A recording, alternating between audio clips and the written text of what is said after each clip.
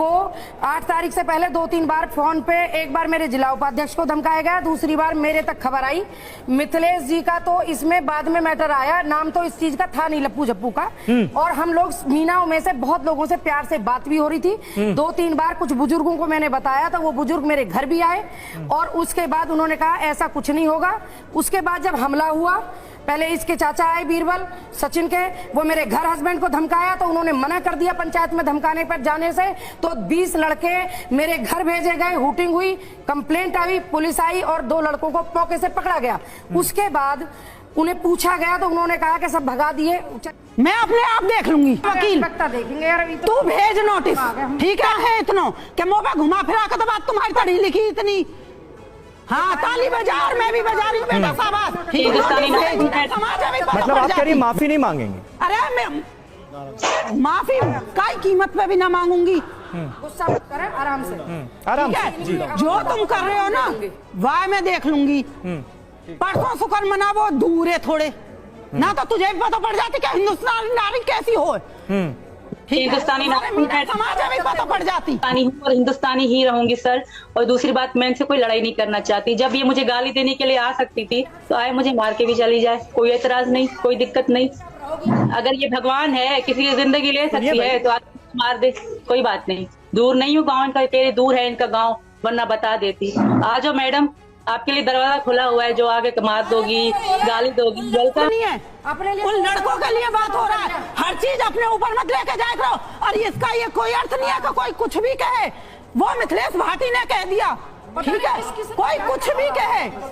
बहुत सारी चीजें निकल के आ रही है, मेरी भी भावनाएं बहुत आहत हुई है। और मैंने कोई भाग के शादी ना की, मैंने आराम से अपने परिवार। अरे भैया झूठ बोलूंगी क्या? परसों पूछो गुंडागर्दी क्या हुई?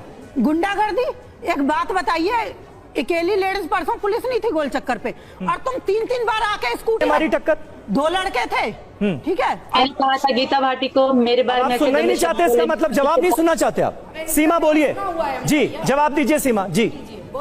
सर मैंने इन दोनों मैडम को कहा था कि आप मेरे पति में ऐसे शब्द बोले, 1 दिन नहीं, 2 दिन नहीं, 1.5 महीना बोले। मैंने कहा था इनको, हम तो चुप करके घर में बैठे थे ना।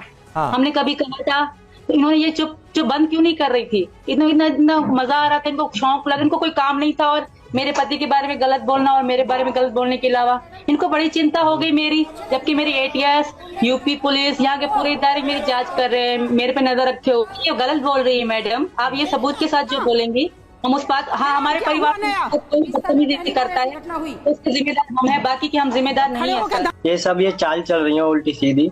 और क्या कहते हैं, पहली बार हम आए थे इनों के घर पे क्या धमकी देने या उस तरीका की। हम अपनी जिम्मेदारी, अपने घर वालों की जिम्मेदारी रखते हैं। अगर चाचा जाते हैं, पापा जाते हैं तो हम पे बेशक केस करो, हम और दूसरों को कैसे कह सकते हैं? देखिए सर, चाचा पे नहीं हुई और मुझे पता नहीं है कि किस पे हुई है किस पे नहीं है। अब पहली बात तो चाचा हमने कानूनी रास्ता इख्तियार करा है, हम नहीं गए सर। हम अपनी जिम्मेदारी ले सकते हैं। बाकी जो जिनको दुख पहुंचला है इनको कह भी दिया होगा और लोगों ने। हमारा मीना समाज बहुत बड़ा है, किसी ने कह भी दिया होगा, तो इसकी जिम्मेदार हम नहीं लेते सर। को 8 तारीख से पहले 2-3 बार फोन पे, एक बार मेरे जिला उपाध्यक्ष को धमकाया गया, दूसरी बार मेरे तक खबर आई। मिथिलेश जी का तो इसमें बाद में मैटर आया, नाम तो इस चीज का था नहीं लप्पू जप्पू का। और हम लोग मीनाओं में से बहुत लोगों से प्यार से बात भी हो रही थी। 2-3 बार कुछ बुजुर्गों को मैंने बताया तो वो बुजुर्ग मेरे घर भी आए और उसके बाद उन्होंने कहा ऐसा कुछ नहीं होगा। उसके बाद जब हमला हुआ, पहले इसके चाचा आए बीरबल सचिन के, वो मेरे घर हस्बैंड को धमकाया तो उन्होंने मना कर दिया पंचायत में धमकाने पर जाने से। तो 20 लड़के मेरे घर भेजे गए, हूटिंग हुई, कंप्लेंट आई, पुलिस आई और 2 लड़कों को मौके से पकड़ा गया।